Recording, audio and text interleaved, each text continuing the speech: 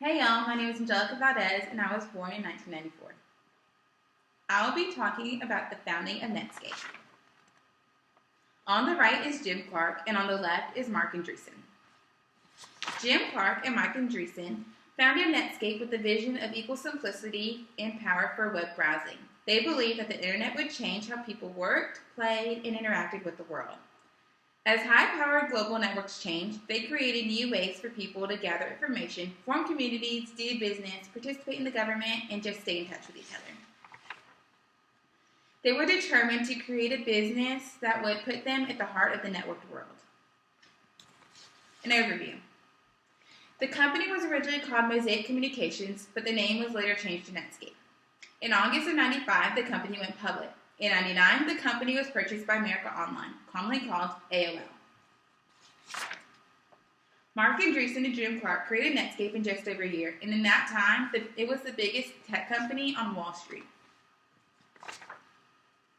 In February of 1994, Jim Clark was the chairman of Silicon Graphics. It's a computer workstation company he founded in 1982. He failed to persuade senior colleagues at the company to speed up plans to make low-cost, high-volume hardware for the internet. This was a move he considered critical for Silicon Graphics' long-term survival. No one agreed and nothing was done, so he left the company. In 1992, Andreessen attended the University of Illinois. He worked part-time at the school's National Center of Supercomputing Applications and wrote the Unix code for high-end computers. Around this time, the internet was little more than plain text accessible. Andreessen wanted a World Wide Web of shared information. Andreessen, only being 21, had programming in his genes. Building a company on internet time. There are 4 basic principles that made Netscape successful. Number 1, create a compelling living vision of products, technologies, and markets that is tightly linked to action. To do so, Netscape had a vision. It was their ability to create a tight link between senior management's high-level view of the world and the products they deliver to the marketplace. Netscape vision did more than give a path through the confusion of the web's early years. It also mobilized the company's employees to develop and deliver an impressive range of client and server products in a very short period of time.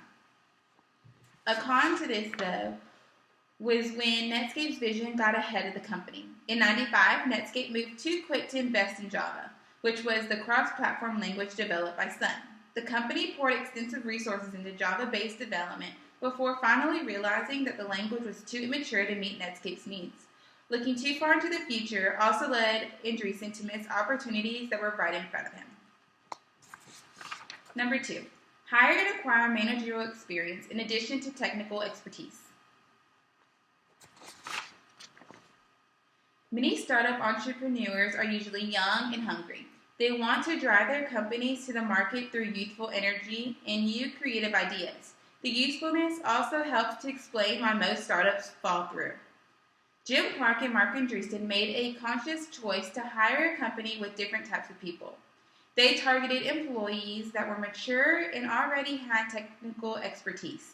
They chose managers and workers who already had startup companies and, in many cases, worked in large companies. Number 3, build an internal resource for big companies while organizing like a small one.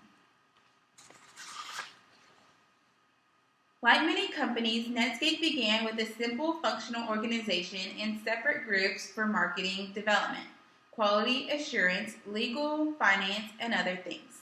The development group was in turn divided into small teams, usually around 6 engineers per team. In 1996, Andreessen explained the company was trying hard within the engineering team to push down as much responsibility for engineers as they could. Each of the product teams working on the different products is self-supervised and has the ability to make decisions for the product. Each team could set up their own schedules. Number 4, build external relationships to compensate for limited internal resources.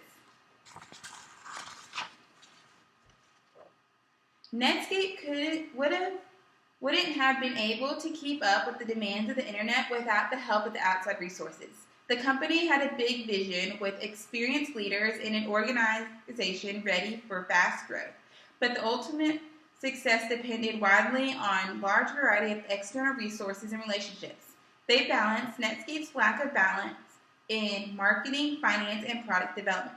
Netscape was essentially able to exploit the internet and other external resources to create a visual workforce, people outside of the organization who were working for free inside of the organization. Netscape created a virtual marketing organization by using free outside resources, like the media and, of course, the web.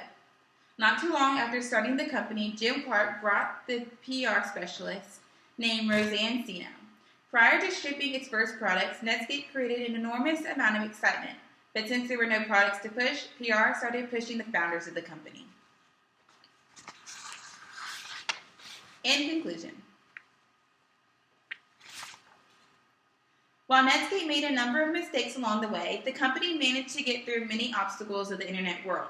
The management team was successful by pulling the company faster than any software company in history, in spite of facing a tough test of wills with the world's most powerful software company being Microsoft.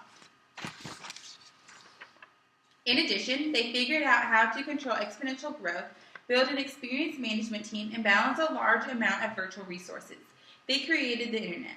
In the process, Jim Clark, Mark Andreessen, and Netscape's senior managers and engineers built a company that even Microsoft had to run for its money. Not many companies can say this.